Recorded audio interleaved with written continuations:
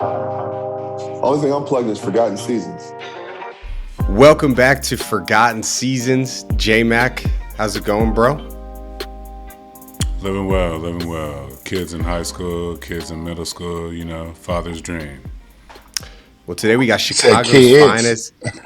Two kids, Okay. Toine, boy and a girl. That's all, I just did a little two-piece, I mean. One woman. And left it alone. Two-piece, one woman, left it alone, that's all. Okay. Just checking that. I thought you had a Brady Bunch for a second. Do you have a Brady Bunch, Toine? No, two girls. Yeah, see? Exactly. They grown though, so I'm good. Good for you guys, man. It must have not been easy to be in the NBA in the 90s and 2000s before cell phones and just have two. So congratulations to both of you. I appreciate that, young fella. That's real. See, that's real. Because it could have easily been the other way. We've definitely seen it. Well, we got Chicago's finest in the building, Cyber Toine. Toine, man, how's it going? Thank you for joining the show.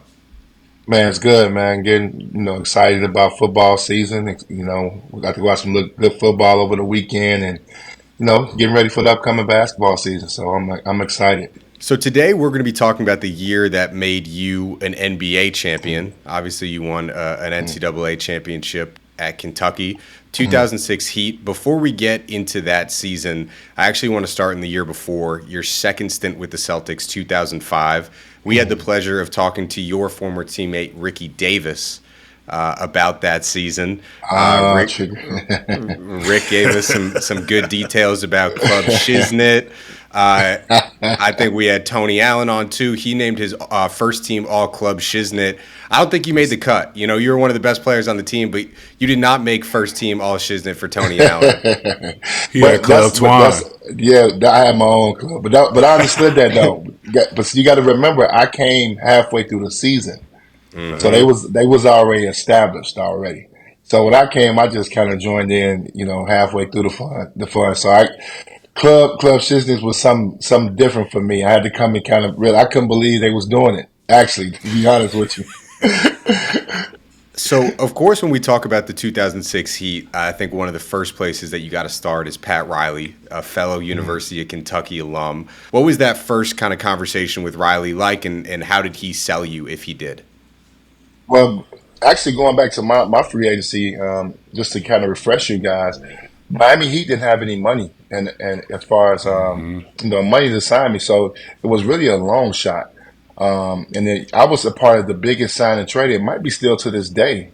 I think it was like a 13 player like sign and trade to actually get the money to match to be able, because obviously Boston did not want to take any money back on. Danny Ainge had made that very clear to me in free agency that he wasn't going to take any money back, but he would do a sign and trade if it made sense for the team. So that made it a little difficult.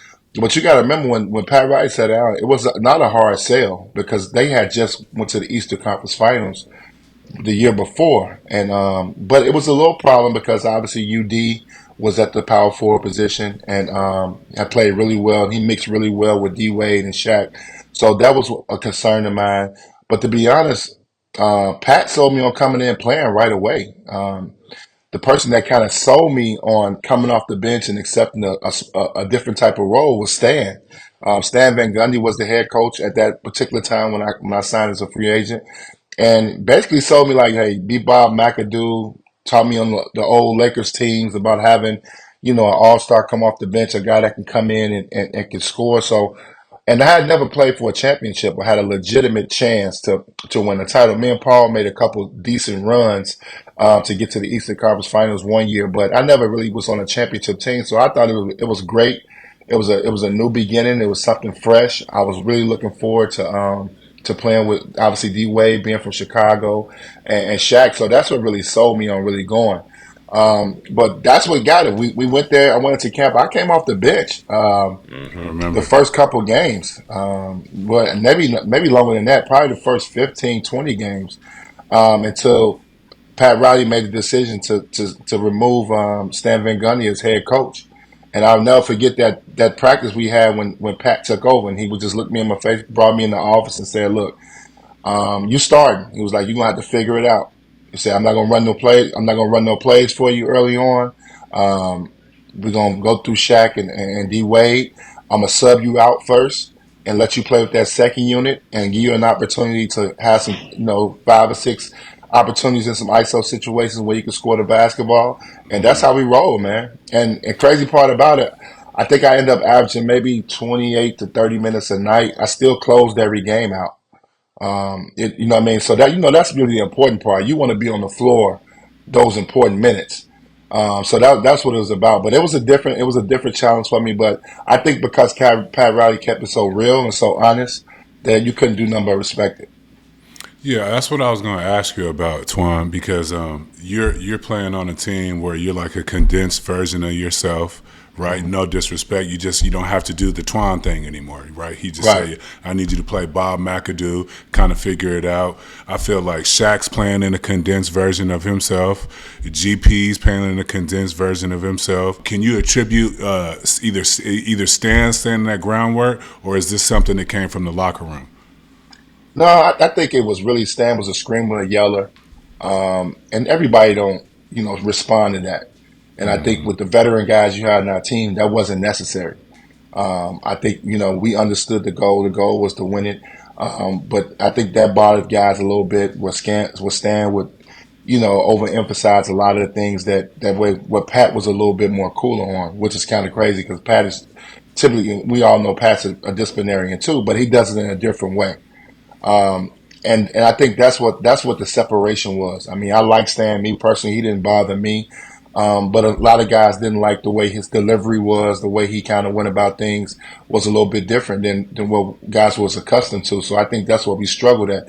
And then also to Stan's defense, Shaq got hurt. I mean, I don't know if nobody really realized Shaq missed the first like 20 to 22 games. I think he got hurt like the first game of the season, the second game. So we was like 10-10. And obviously the expectation was for us to win 65 games with that roster. So it took us a while to get together. We only had 2 months of training camp. So I think that people was a little unfair to stand for that at that point. And I think starting off 10-10 really hurt Stan in that sense. So the impatience drew in. I think Pat, by him making this big move, obviously trading for me, bringing me in on a sign trade, GP, J. Will, Posey, Derek Anderson, Shannon Anderson. When you bring in all those guys, the goal is to win. And I think that's what it was. It just Pat got impatient. He probably saw things in that first 20 games that he wanted to do, and That's what I maybe him said. and maybe him and Stan clashed behind closed doors. We were not privy to that conversation. And then Pat came down and laid the rules down on how we was going to do things, simplify things, put guys in designated, definite roles on how things were going to be. And we played 8, 9, 10 guys all year. Guys knew their role, and we rocked out. That's that Showtime. That's that Lakers. With all due respect to Van Gundy, Pat got that cachet.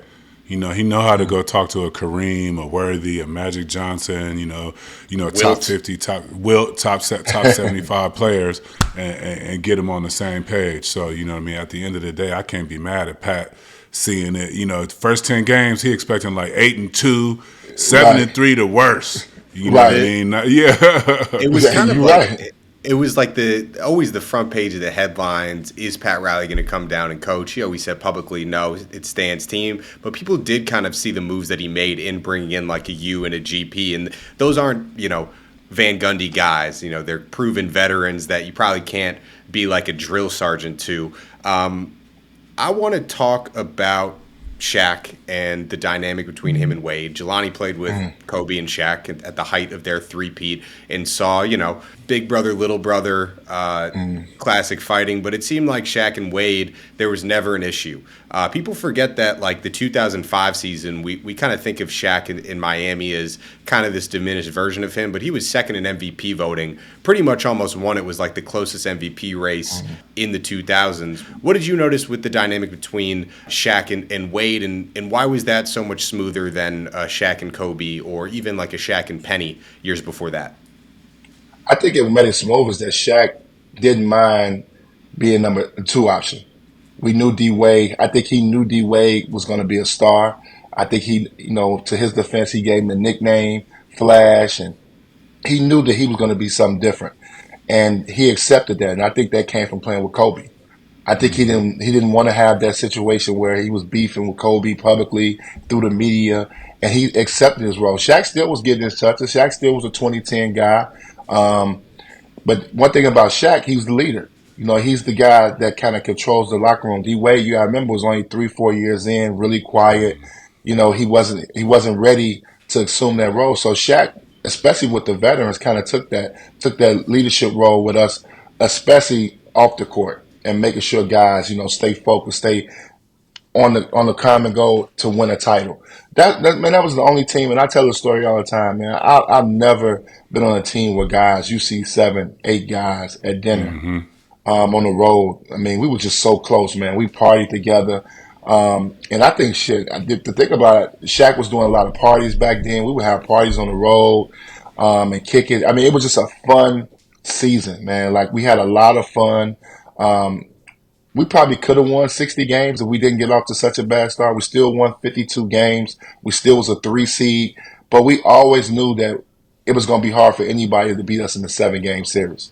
We knew that once we gelled and got ourselves together, we knew that. And and I always tell people, I've never partied and played basketball like that in my life. And we had that thing, that 15 strong saying was so strong, man. We hung out with each other.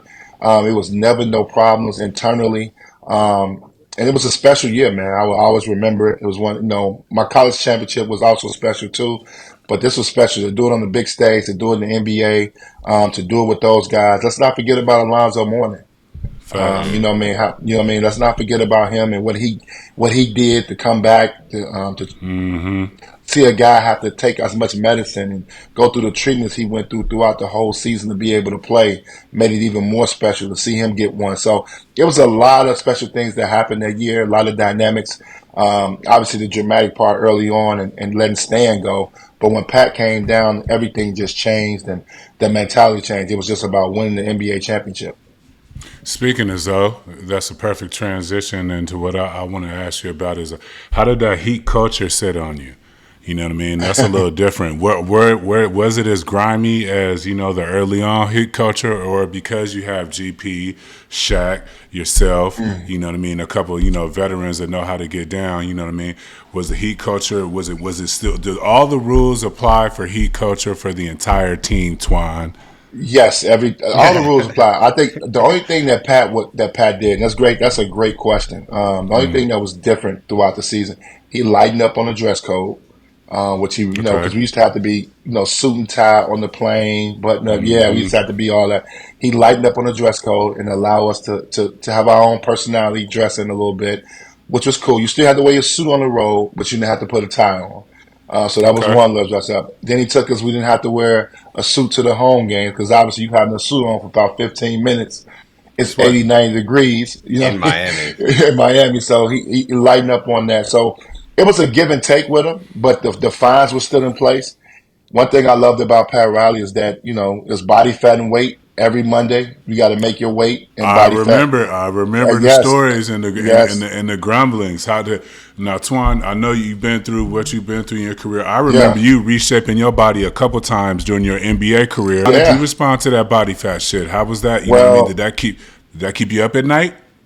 Well, in the beginning, I just locked in because I had 30 days. When I came into camp, he was like, "Look, I need you to get between 8 and 10% body fat. You got to weigh 250." And you just worked on it. So you gave you 30 days to get started. Training camp was definitely obviously hard. So I got to my numbers, but maintaining it. He was really, really big on maintaining it and making sure you guys there was on point. And you just had to get a chef, man, to be honest with you. You had to get a chef. Miami seemed like they got a good selection of private chefs.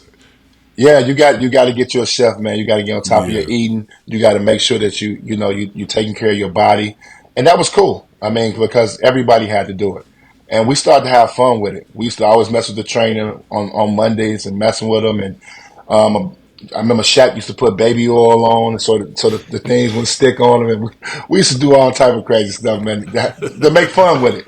Yeah. We all bought into it. I mean, I think I played with Shaq at 320, man. Shaq tells stories how he won championships at 360. I think in Miami he was like 320.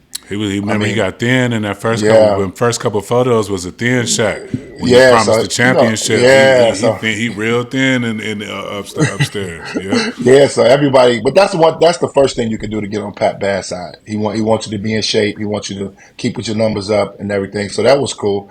And then after that, it was like a give and take. I mean, he treated us like professionals. He gave us a little bit, you know what I mean? But he kept the rules in play. Everything was still going to be in play. You had to be on time. His time is different than everybody else. You know that. He say 5:45. You really mean 5:15. Facts. You know what I mean? It's a little different. You know what I'm saying with him. So you had to figure him out. And I think once the guys did that, and our goal was so focused on winning it all, that we didn't really care. We didn't mind. Everybody bought into it. But it all came from Shaq. Once Shaq bought in, you know, obviously Lonzo had been there forever. Lonzo was already bought in. You know, D Wade was young. But once we saw, you know, Shaq do it, me, GP, Posey, J. Will, everybody else is going to follow those guys' lead. Shaq bringing a sense of joy everywhere he goes. He when shit started getting mundane, send Shaq in there. And I got getting fun again. I got exactly right. Shaq wrote a book and talked about the dynamic between Stan and Riley. And he said that Stan didn't really like the joking around. The direct quote is that Stan didn't like when I did jumping jacks naked to motivate the team. But that's true though. Shaq is one of the best teammates I ever played with in the short stand. Just everyone says as a superstar, a guy who's, you know, that's a big figure when you're on the road. He got your back. He with you. He going out with us. Now he don't drink. Now, One thing about it, he don't drink. So he'll trick you. Ain't going to participate. So he'll trick you. So he'll be out with you till 2, 3, 4 in the morning, but he ain't drinking, and you drinking. So we had a few of those days where Pat Riley say, bring it in the morning, and he'll be like, what the fuck is you guys doing? Like we had a few. We had a few of those moments. I know he's the godfather of Miami.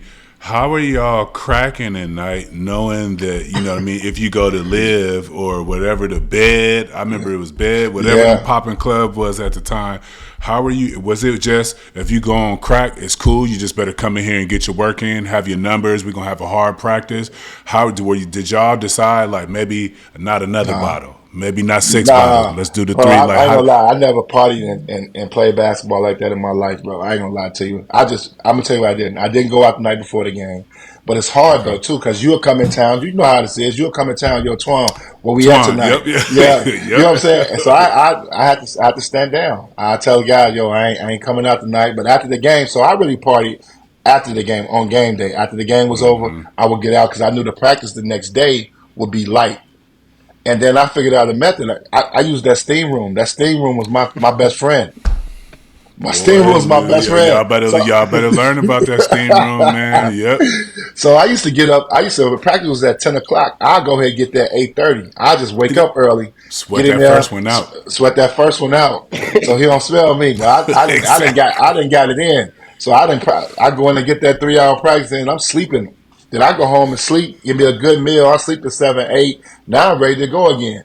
And you know, I play with GP, so we used to do a lot of that. We used to be at the crib getting it in. He stay getting it in. He's a ball of energy. The one thing I'll tell you that's what's crazy about Miami. People got to understand is Pat Riley knows everything. That's what I'm saying. And people don't understand. So we learned to stay off that beach. See, that was GP thing. We're not going to be on that beach. You can't be on the beach. He gonna know if you on the beach. So we started moving around, going to strip clubs, going to other places. You can't just party on South Beach because that's when Pat gonna find out. That's the dead giveaway. He done paid everybody the valet. He done greased everybody's pocket on South Beach. Every hotel, parking lot, bartender. You got to realize that. What does Pat Riley know? He knows the Showtime Lakers and the Forum Club. So like that. That's true. That's where he comes from. He knows a cracking city. Oh, he definitely does, and he knows how to win and crack at the same time. I want to talk about Gary Payton. You both played with him. That was Jelani's vet. If you go and look back at those games, what stood out to me is that GP and D Wade would kind of jaw, and it seemed like the type of thing where GP was trying to instill that dog in him and be like, come on now, D Wade, like this is your team. And Gary Payton tells a story that after you got blown out in Dallas, he calls a team meeting. And the next game you play the Pistons, who they had lost to the previous year. Wade scores the last 17 points, hits the game winner, and then you rip off like 15 straight wins. What was the GP experience like for you and you too, Jelani? Well, for me, GP was, one thing was great about GP is that y'all know GP is one of the top defenders ever to play the Of game. all time. Of all time. So if you watched us play in the Heat, he would close most games out over Jay Will because Pat wanted somebody that can guard. And we know D Wade wasn't guarding the best player sometimes. We need D Wade to score the ball in that fourth quarter. So GP would guard that two guard that's scoring. You know what I mean? To allow D Wade and D Wade to have the energy on the offensive end to make plays and to score. So that's where the chemistry started to come from. Because GP would guard all the top guys. So that's where Pat Riley has so much respect for him, because you can put GP on anybody. And GP had the respect of the referee, so he can hand check a little bit. He get away with a lot more things defensively. So that's what the difference was with GP. And obviously GP wasn't scared to take a big shot. He wasn't necessarily going to make a three, but he can post up any guard. He's going to get in the lane. You know what I mean? So it was just a different dynamic when GP and D Wade out there, because he allowed D Wade to be more offensive minded, where he didn't have to worry about guarding that top two guard. You can kind of hide D Wade defensively and let GP guard that top two guard and take that assignment on the perimeter. So that's where that separation was at. But it used to be problems. I mean, we used to have a problem. Pat and GP have had their moments. You know what I mean? Where Pat had to challenge GP and go at him, and y'all know how GP is. He ain't taking it. He coming right back and responding. So that's what made it great, though, because those things and those moments just stayed in the locker room, no matter how bad it got. I'll expand on what Toine said and just say this. First of all, you're gonna play with G. You know what I mean? You're going to play G's way. You know what I mean? We're going to play. We ain't out here for shits and giggles. Like, he desires to win. You know what I mean? So if he going to take a diminished role and he going to be off the ball, not taking the last shot or initiating the offense, like, you going to have to, we going to do this the right way. If I'm going to be doing this, that means D-Wade, you need to be doing this. Toine, I need you right here. Sometimes, like, having a veteran like that in the locker room that's not starting but has all that wealth of experience is crazy. Them dudes be leading the championships. You can go down the list. Sam Cassell on somebody's bench. Anybody out of that 90s generation point guard that kind of was like knew how to post people up, make plays out of the post. Them dudes, you know what I mean? Once they get out of that, I'm no longer starting. You put them on the bench. They run the shit. Right, and then with a polarizing personality like GP gets all the attention. So you just get to go play basketball. He gonna be loud. Yeah, he gonna do that. Let me also add this too. While you said it, the unique thing about our team too that a lot of people don't talk about. Man, you got to talk about UD. I was going, you got to talk about James Posey.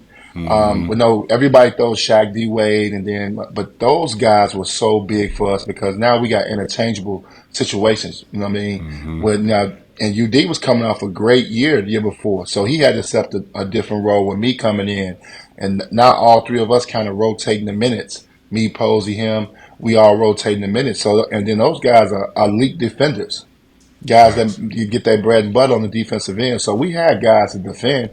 But I think the fact that everybody accepted their role was huge. I mean, that's what made it cool, and that's why I kind of started off talking about that off the court stuff. That was so big for us that we got along off the court. Like know what I mean? You was playing defense that year. Yeah, I had to. You was rebound. You was rebounding a little more. It was a little different. You always rebound, but it looked like I need to grab 10 rebounds real quick. You know what I mean? That film session. Y'all know that film session is real. So a Pat Riley film session may be 2 hours, bro. Was Spo in there? Is Spo in there cutting up the video? Spo cutting up the video. Shit, yeah. Yeah, much love. I do got to give Spo a lot of love. Hold on, because I get two reasons. I'm gonna say this too. I'm glad you brought his name up. The first thing on the development of D Wade, to watch him every day work with D Wade down the other end, and they work on D Wade's game and everything. I witnessed that. I saw that. I saw how close him and D Wade was as far as his development in the game. But then also, Spo was young. He was a guy. If you didn't know this, but he ran the meetings. Y'all know how this is. You know how it is. He running all the meetings. He doing all the chalk talk. He breaking down each player. Spo was a big part, and you could tell he was going to be a great coach. I mean, obviously, I know he was going to be, Hall of Fame coach like this, but I knew he was going to be a good coach because the way he was able to run the team, run the practices, and everything. So he was a big focal point, especially when Stan got let go. Spo took over. Pat coming down at 40, the clock at 45. He wants you in your seat dressed at 45. Pat coming in at 46. But the Spoden went over all the plays and went over the game plan. And then Pat is coming in and finishing it off. So we had a great system. But I do want to give Spo some love because he was tremendous and a big part of us winning the championship that year. Hey, Spo right now 750 wins as a coach. The all-time record is 1388. Pop. He got a chance. They got to give him a little bit more talent. He got the deal now. He got the deal. He got the deal.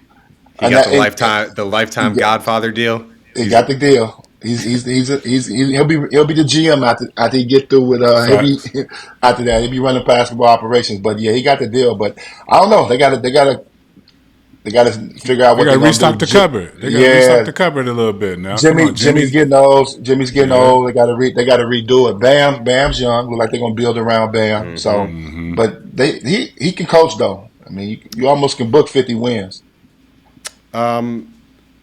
I heard you tell a story that at the end of the season, Riley kind of came to you guys and asked you what seed you wanted, and you kind of played out the last 5-10 games to map out the final standings. Can you talk to us about that? Yeah, he just really had a heart-to-heart with us. We were rolling, and we struggled with some teams. You know what I mean? So we still didn't have an identity. We didn't know where we was at. We knew we wanted home court advantage. But we could have probably kept our foot on the gas a little bit at the end and probably went to 55, 57 wins. How important was that? Pat kind of wanted it a little bit, but Shaq was really adamant about like, hey, us going to playoffs healthy. You know what I mean? These games don't mean anything. We're going to have a top 4 seed. We cool. So that's why we kind of panned out at 52 wins. We probably could have got to 55, 57. You know what I mean? But was that going to make a big enough difference for us? But, we was worried about Detroit. I mean, obviously, that's all we was thinking about, having a home court. We got to play Detroit. That's crazy. Great minds think alike because that was that Phil Jackson shit. He would, be tracking the seeds during the season. He'd know how many games. In every 10, we need to go 8-10 this month. He used to be like, what seed y'all want? We want home court. Okay, so this month we need to go per 10 games, we need to be here 7-3. Here can be loose, but once we get here, and then it's the same. It's funny, that's why they got a big ass rivalry because they got them big ass brains. Yeah, playing for titles. Pat and Phil don't mess with each other. But you got to think about it's a friendly rivalry. But you got to think about this though. You know this. Some teams play you well. That year, the Bulls took us 6 games that first series. They played us though all year long. Ben Gordon, Heinrich. They just D-Wade said that Heinrich played him better than anybody. Oh yeah, that was a tough series. You know what I mean?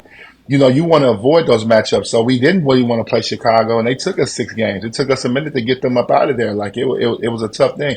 Then we got to New Jersey. We beat them in 5. And that's after losing game 1. We ran off 4 straight. You know what I mean? So you got to look at, and then obviously we knew what Detroit was going to bring. We knew that was going to be a tough series. Even with the Dallas series, I mean, we knew, going 0-2, we never felt like we going to lose this series. Not to take anything away from Dallas. We didn't feel that way. We knew we matched up really well with them. And we knew we had to make a few adjustments, but we had a good we had enough bodies to throw at dirt. You had myself, UD, Posey. I mean, he's seeing 4 or 5 guys. Any superstar, you got 4 or 5 guys guarding you. It's tough.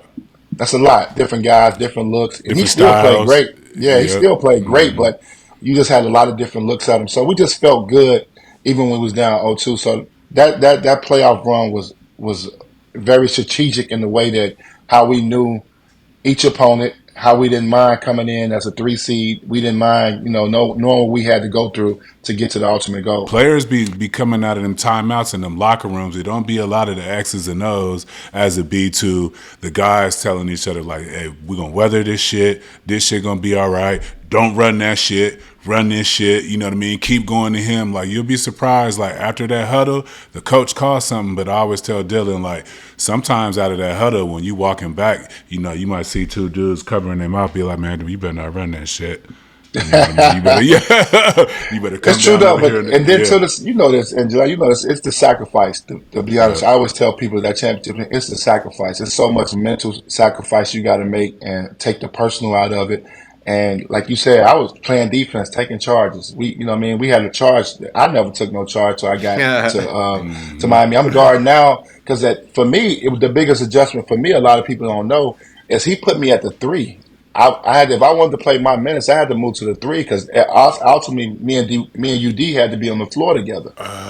So See, now I had it the other way around, Toine, because I'm so no, used to you seeing you yeah, at the 4. You was pulling us no, out at the 4. yeah, It no. I really was at the seemed like you was 3. playing. You was okay. See, I I was had at it the the other way 3. around. UD was at the 4. Yeah, So yeah. what was hard for me and a challenge for me was guarding threes. So Hell yeah. like you gotta think my first round of playoffs, I'm chasing Luol Deng around. That's different for me. Then I got Richard Jefferson the second round. That's a whole nother dynamic. Then Taysom Prince was a little more easier. Not a guy he's not gonna run as much. You know what I mean? He's not moving around as much. So that was a little different. Then the championship series, I got Josh Howard. You know what I All mean? three of Young, them moving. yeah. All three Everybody of them like yeah. outside. Yeah. Them He's dudes So, moving. coming. Josh but Howard's the coming best, on our show in 3 days. but the best thing about it, like I got somebody like you behind me now. I got Shaq and Dwyane. So I had to learn how to funnel these dudes He into the was big beating dude. shit. He was Yeah. beating shit. Big dude So shit. so now I'm Yeah. like, okay, all I gotta do is not get beat with the first move. Make him go to a second move so my big man can be there.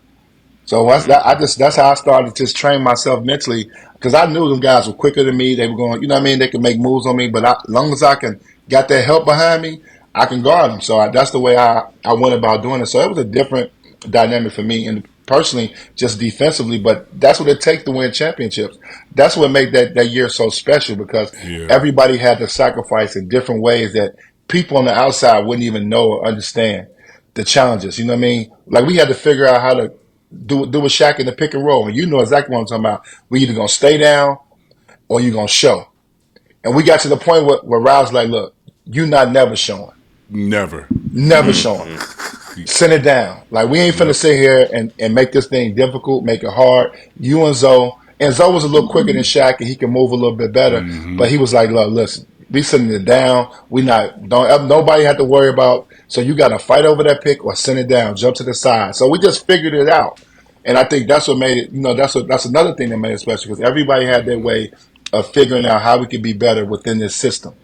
But the main thing was let D Wade be D Wade and let's play off him.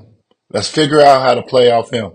And that's how we roll. And Pat Riley told us to the day, we going to D Wade is the first option, Shaq is the second. Everybody else got to get in where they fit in. What's your message to the 5 million Mavs fans who point to the referees and said, "Oh, we had Devin Harris on the show who was guarding Wade and said it was basically when Wade's moving like that, how athletic he was, and he's getting the whistle, it's physically impossible." So I'm sure you've heard it a lot. What is your message to the salty Mavs fans that blame the refs? But y'all got to think about it. D Wade was not a great 3-point shooter.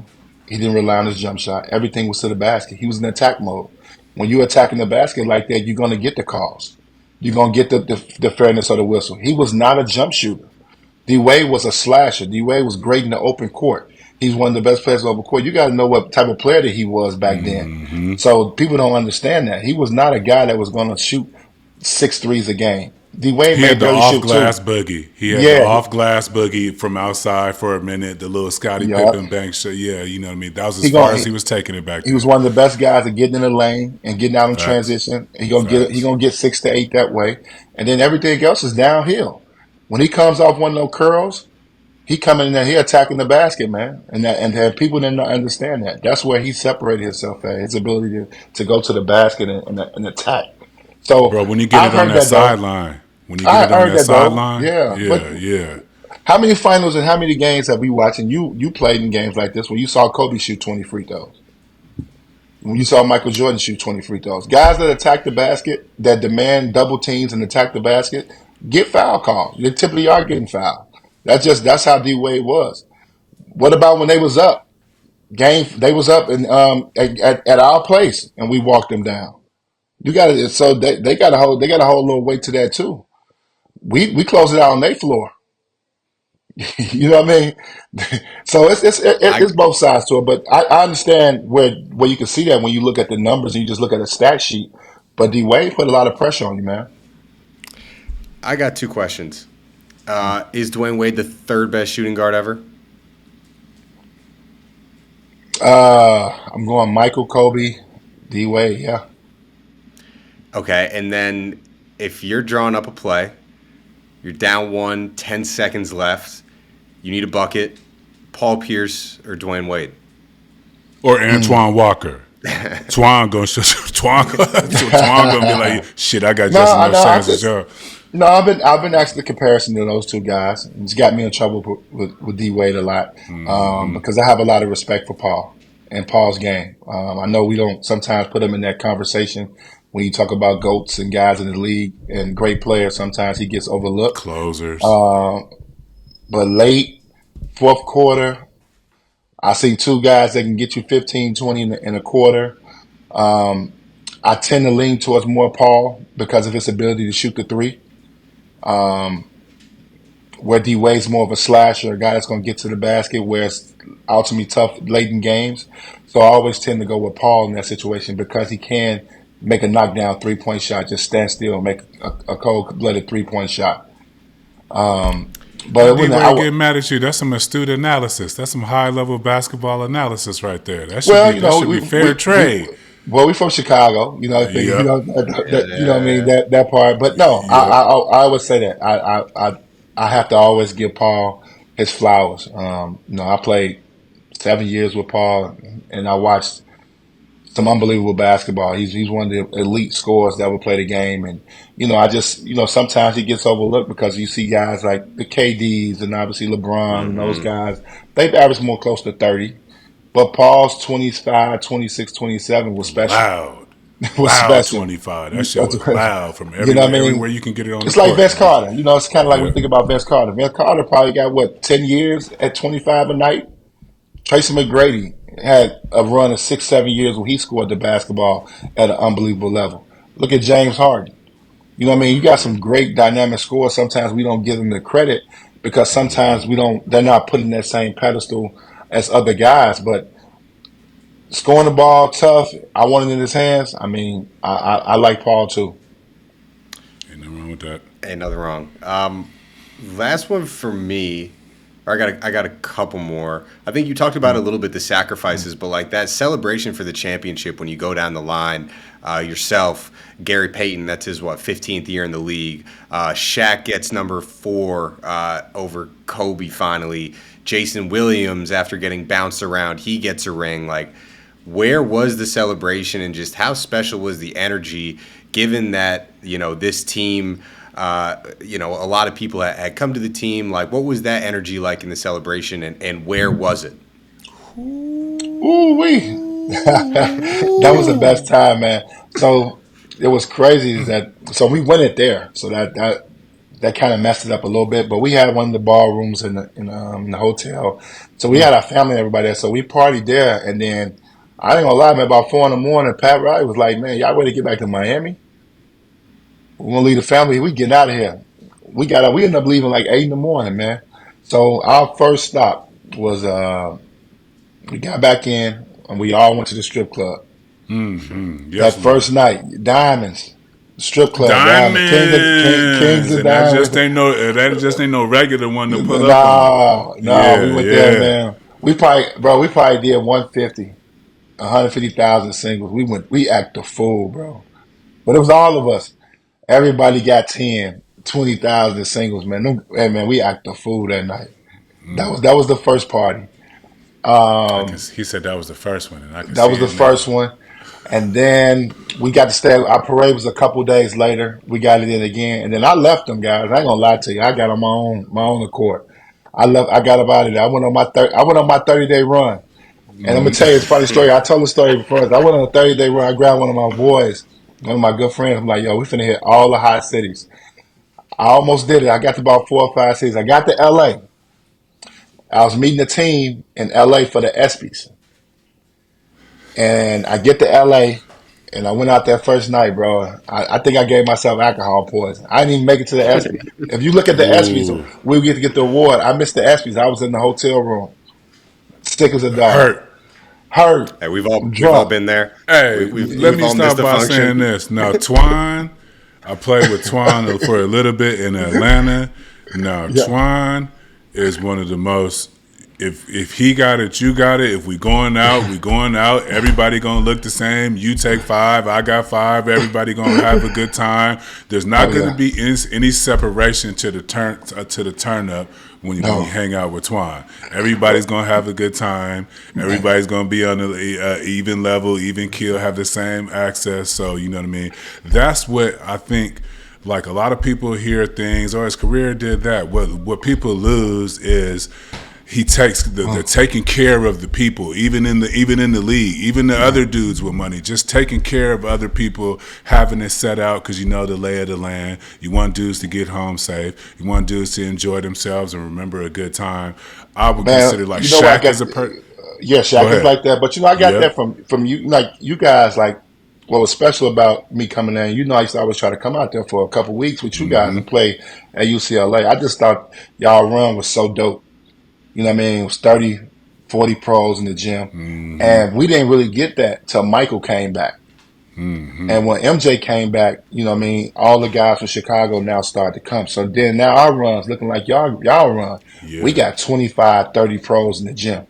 And y'all You know what I deep mean? in Yeah, now Chicago. we Y'all now we got some got now pros. yeah, so now everybody's in the gym working out together. So I kind of stole that from him, and then I ain't gonna lie, man, being around him and being around with some of the best 2 years of my life, him coming back. I know he was a different player, but just the on the court stuff, won to win. He changed my mentality about playing the NBA, about wanting to win, and that if you don't win a championship, that's what it's all about.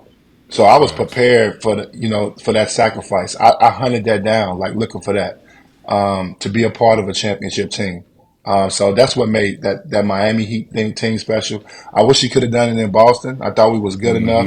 Um, obviously, only being able to come there half the season and not getting a chance to re-sign with that group, it hurt a little bit, but that's what made it special. That them workouts in the summer and that push and being around guys but I liked it from the vets, man, being around those guys that you always got to embrace the young guys. You always got to, try to be a role model, but also show them there's two sides to it. It's obviously a fun side, but it's also the work side.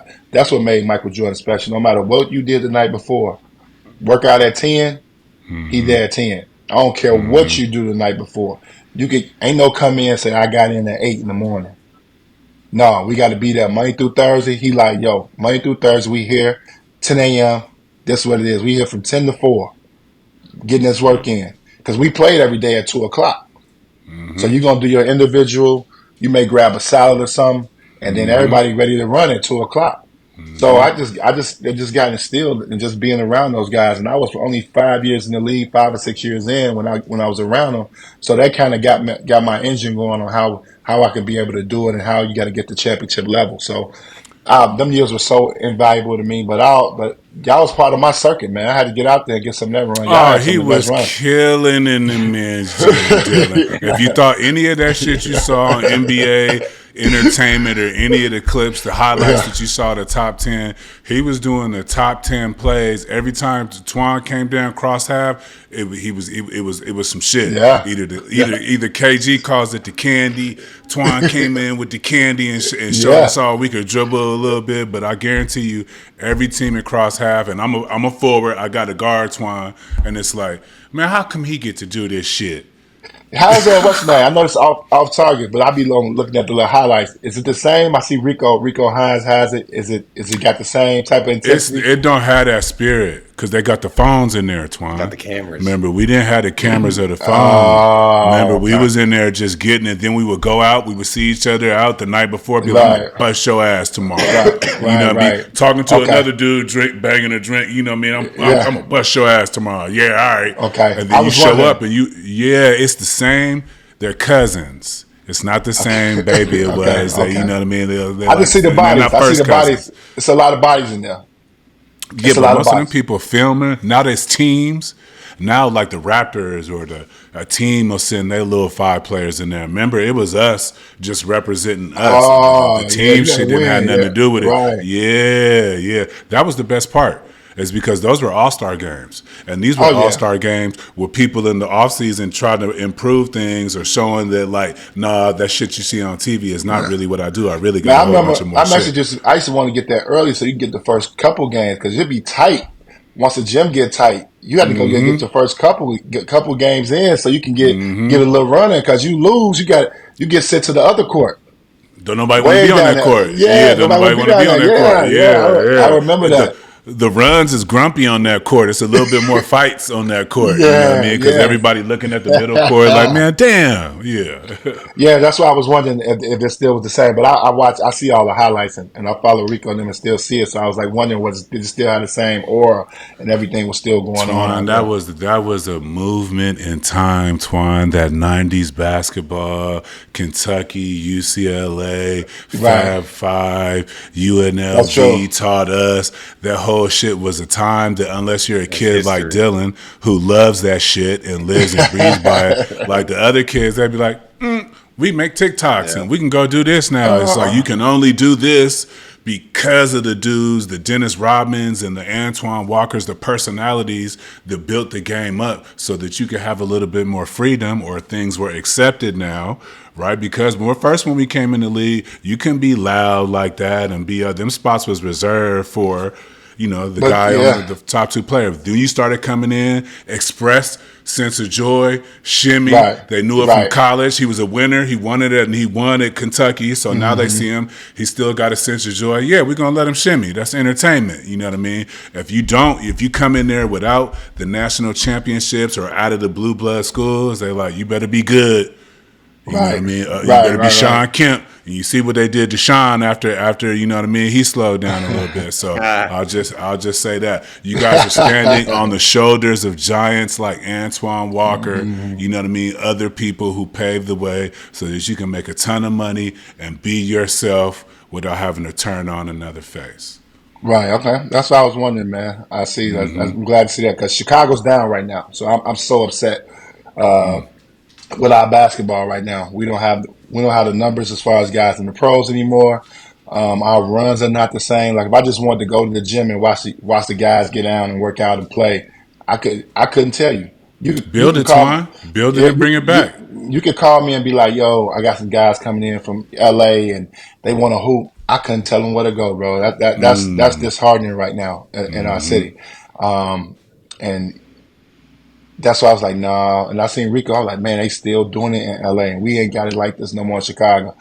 You know what I'm saying? And we lack pros too. I'm not gonna lie, we lack pros right now as far as guys. We got some good young talent. I think we got a couple pros that could be drafted in the next couple years, but we lack pros right now. Even in New York, it's become like Brickley. That's the run in New York, but that's like the most corporate run out. All respect to him, but those UCLA runs, no cameras. As of that time, no cameras. They should go in there and take camera phones the way they do it when they party now. To take your phone. If you really want to get to the essence of that shit, you got to take the cameras away and do that shit that we did. How many times in the summer did you see someone get like banged on or crossed up and it just went with them to the next day? Now I'm talking about every other possession. It was boom, bang. Oh yeah, that was every day. I'm talking about the fights. I'm talking about the grit, the grind. I mean, I'm watching MJ come back, run our test guard, and him like cracked his ribs, and he trying to get back. Crazy. Yeah, just guarding him. The toughness and what you have to play with, like it was different Like, you know, To like you even just get on said. the floor, Twine, to even Right. get on the floor, you And it's had what to you just exude. said. Yeah. And you still gonna kick it at night. I remember, you know, when MJ had the restaurant that was directly across from the gym, same parking lot. We would literally leave the gym and go right over to the restaurant and eat, break bread together. So you was with guys like 6, 7, 8 hours, man. You wasn't even, that's was your summer. Like this, you with guys 6, 7, 8 hours. And then one thing I did love about MJ, we always took the weekend off. You always take off Friday, Saturday, Sunday to do whatever you got to do with your family. You can travel. And you talking about arguably one of the most important person in the world. Like, you know what I mean? Everything that Monday through Thursday was all with the fellowshipping with the guys, working out, getting our bodies together, even to the point where we drink. Like he had a rule. Look, we going to drink, no juice, all straight, Oh, vodka. because of the sugar. Yeah, like we ain't going to mess these workouts up. How Like it, responsible.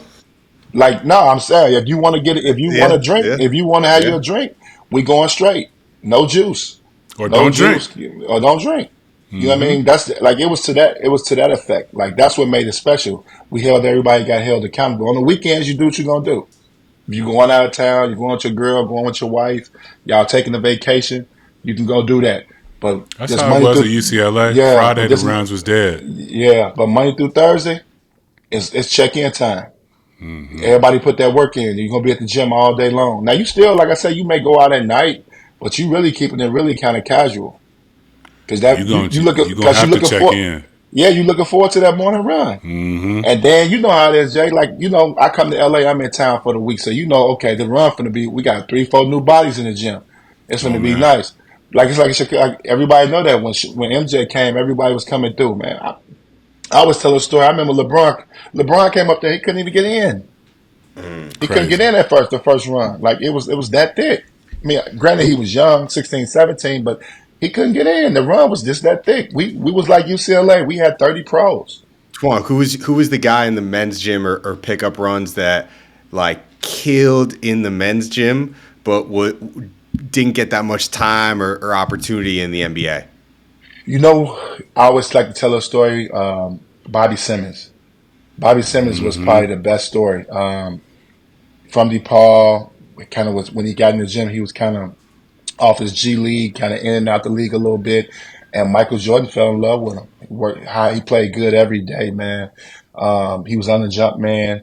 And Bobby just got, you know, all of a sudden he just got good, good. Like, we like, damn. You know what I mean? I think he ended up winning most improved player in the NBA. His career just took off. And he's the one guy that kind of like stands out to me on, just watching him developing those runs and then translating it to the big court and becoming a great player in the league. But I always put that in Michael Jordan believed in him. Like MJ saw something in him in the gym every day. We grinding and became a really, really good player in this league, man. And that was something special to watch. He's one of those guys. I look at Will Bynum, another guy that came, you know what I mean, that came out young guard. And then you got to remember, we still had the Quentin Richardsons in the world, Stephen Hunter. Uh, those guys, you know, are kind of the staples of Chicago. I mean, my guys I looked up to that I went against, that I caught right when they were coming into their prime and about to take off was Juwan Howard, Michael Finley. Those were guys that were like the young studs. You know what I mean? I was a little younger than them, but they were the young studs of Chicago. So we just had a great transition. Our vets was Tim Hardaway. You know what I mean? Like, so we had like a great mixture of guys, kind of the same way y'all had in LA. That's what made the run so really good. That made it great.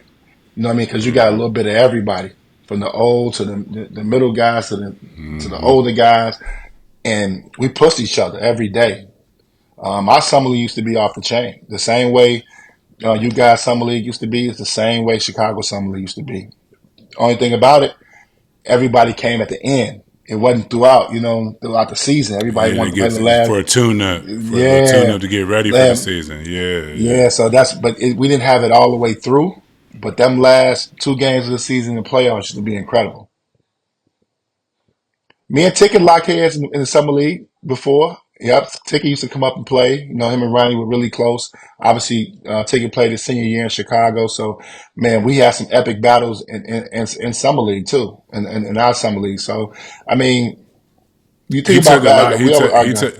He took a lot. He took a lot from you. Like, you know what I mean? If you listen to Ticket, he leaves like little Easter eggs on players. Like he took some things from you. Your name comes up a lot every time I talk to Ticket. Oh man, He was talking about Toine came in. He had the candy. He was hitting you with the hands up and the crossover. He was like, I had to have that shit. Yeah, we You know what used I to mean? go at it, man. Pick up and play against each other. And what's great about KG, I made it my business to make sure I go to his retirement in Boston. That was special to see Boston embrace him, to see his number go on the Raptors, well deserved. But think how good a player he was, man. He got that number retired in 2 spots.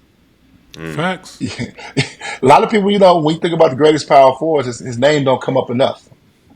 They're quick to run to Timmy. Run to Timmy, run to Karl Malone, and obviously because Kevin probably don't have multiple titles. That's probably why, even Karl Malone doesn't have multiple titles, but Tim Duncan has 5 titles. So a lot of people don't put him in that category. But no, the Ticket rap sheet is strong. Real strong. Tell him Toine. Yeah, from somebody who was down there against him. That shit was remarkable. I was down there with Timmy. Done been down there with Carl. Done been down there with Charles Barkley. Some of the best. But that shit, the KG was different. Was light years beyond what power forward and was supposed to be. So you know what I mean. Shout out Big Ticket. Yes, sir. Really appreciate your time, Toine. This was amazing. Yes. All right, thanks for having me on the show, man. I appreciate it, man. I ain't talking no basketball all summer. I feel good. Hey, you should, and you ready, Toine. You only have something to share. You know what I mean. You don't have to. If you want to speak, people should fucking listen. And part of what we do, what I tell guys when they come on this, everybody usually feels the same way. Like, shit, I might do another podcast. You should, because you're Antoine Walker, and you have things to share of value that even turns out some Hall of Famer players either took from you or leaned on you, and you don't know about, or you didn't know that in the background somebody was admiring you, or you did something for somebody that got them the back end of their career. So I got to get on board. Man, y'all boys killing this space, man. I ain't gonna lie, y'all killing this space. I'm enjoying it from afar, man. I told you that. You need to be on here storytelling. Yeah, so anything Forgotten Seasons or All the Smoke Productions can do is just let us know, because you need to be sharing some of these stories, bro. Definitely, baby.